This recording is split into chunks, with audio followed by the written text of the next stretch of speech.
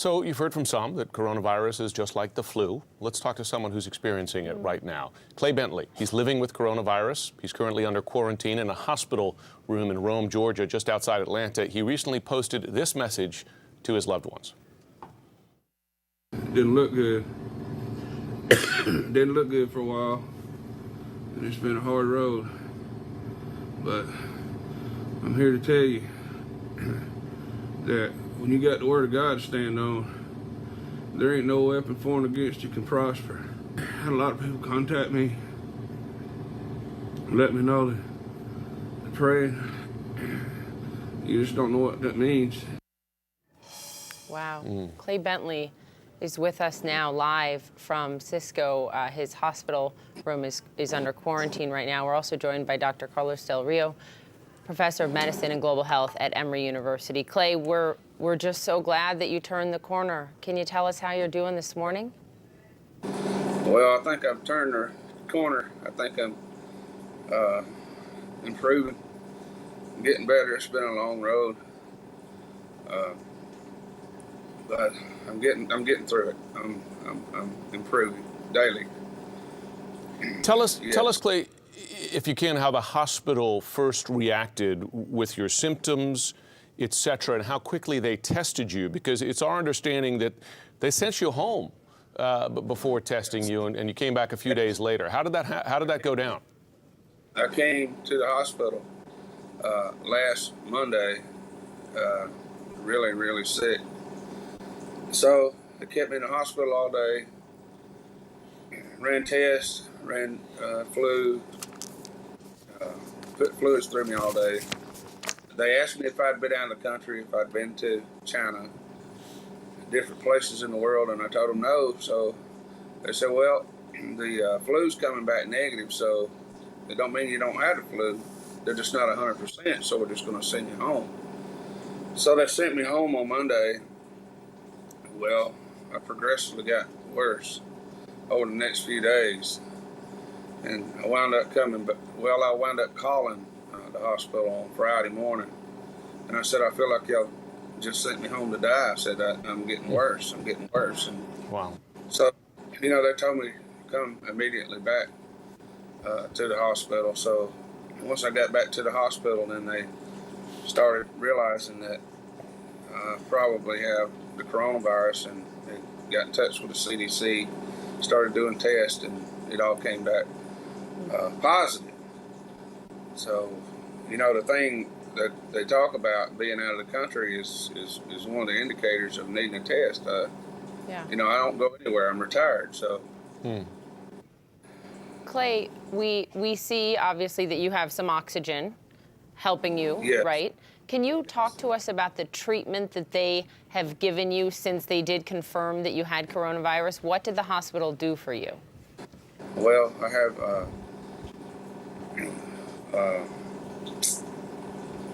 both my lungs are, I can't think straight. Both my lungs have fluid in my lungs. And so they've been giving me medications for pneumonia. I'm sorry.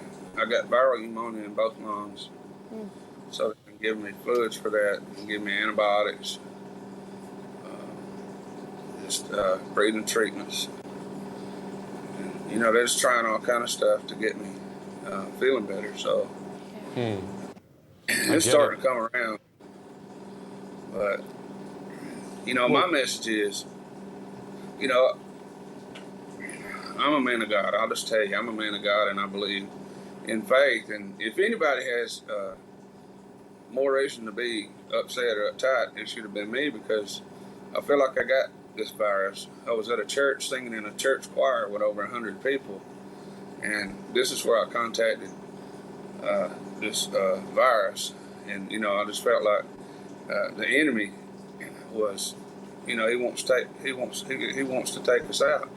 He wants to take us out. But and the Lord told me, that weapons will be formed against me. These things would come, and they have come in my past. But the Lord also says that no weapon formed against me can prosper. That He give us power to overcome these things that come against us. So You know, we have to realize who our enemy is. And Okay. Dr. Del Rio, we have Dr. Del Rio with us here as well. I wonder what this case, and there are many cases like this around the country, tells us about how hospitals are responding to cases like this. So someone like Clay comes in with these symptoms, he's sent home, right? And he has to call to come back. Are hospitals not yet prepared to identify potential cases here? And do they now have the ability to do so? Are they changing their restrictions, their responses? Do they have the test kits? What can we learn from this? So, good morning, Jim and Poppy. I think we can learn a lot. And first of all, I want to say to Mr. Bentley, wish him he recovers. I think what we have here is a lot of things that we all need to pay attention to. Number one is that hospitals are not ready yet, and they're not ready simply because we have very little access to testing. And I think the lack of access to testing is a major hurdle in addressing this. I think that people at the hospital thought about this from day one, likely, but they probably, again, he was not within what the recommendations were at that point for testing. What the case of Mr. Bentley shows us is that there's community transmission already happening, and I think we need to recognize in all our communities that community transmission is happening, that travel history is no longer of significance, and the fact that we have significant community transmission is not just happening in Washington State, in New York, it's happening throughout the country, and we need to be aware. And I think the lack of access to testing continues to be a barrier to taking care of patients efficiently and rapidly. Exactly to that point, Clay, back to you. As we understand it, your wife is a flight attendant. Is she currently flying, and has she been tested? they have put her on quarantine at her house. She can't fly because she's been in contact with me. She has not been sick, and she does fly, but she flies up and down the coast. She don't fly out of the country. But that don't necessarily mean that she hasn't flown with somebody on a plane that's been out of the country. Yeah. It just means she personally just flies up and down the coast. So, it could have come through that too. So, but no, she's under quarantine. She can't fly.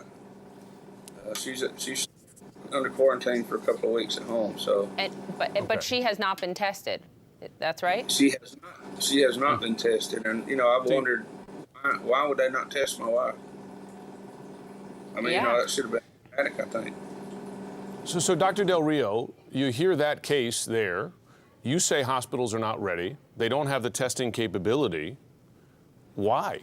What's happening? Who's failing here to have a uniform response across the country so you can help and identify cases early like Clay's? There was a lot of failure. There's been a lot of mishap in the developing of tests by the CDC, in the way the FDA and other regulations. When the president declared this a national emergency, it activated a series of regulations by the FDA that prevented what we call laboratory developed tests. Right. So laboratories were unable to develop tests.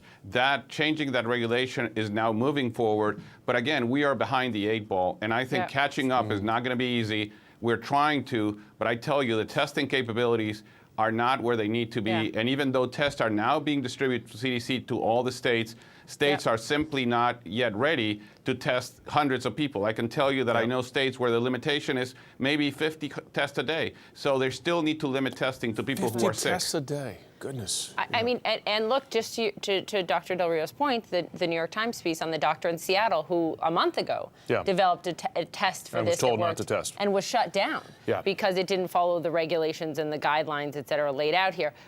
Clay, you spend a lot of time at church. You sing in the church choir. You were singing in the choir with about 100 other people right before you came down with this and went to the hospital? That's right. That's right. So what's the church doing about it? I have heard that there were other people that's in that church choir that's in the hospital now. I have heard that they are at least now 7 or 8 people out of this particular church in the hospital. Wow. So, yeah. And, this is what I see. Instead of dealing with doing the testing and testing the people that need to be tested, everybody's running in fear and taking care of things on their own. And, I got a son. that's 36 years old. He works in law enforcement. the community that he works in, they've called him and said, you know, we have heard through the grapevine that your dad has got coronavirus, so we're going to send you home, so don't come back to work for 2 or 3 weeks, you know. And I hadn't even been around him. And then yesterday, I got a 4-year-old grandson, his son. They've canceled his school because, you know, they found out that I got coronavirus, and I hadn't even been around my grandchild, you know. And so I feel like everybody's running in mass hysteria, trying to take care of things instead of finding the people who need to be tested and let's take care of the problem. I feel like I'm in prison because, you know, nobody can come see me. I can't even walk out of the room. So, you know, I worked law enforcement my whole career, so I feel like I'm in a jail cell and just can't get away, you know. So hopefully I'll be out of here soon.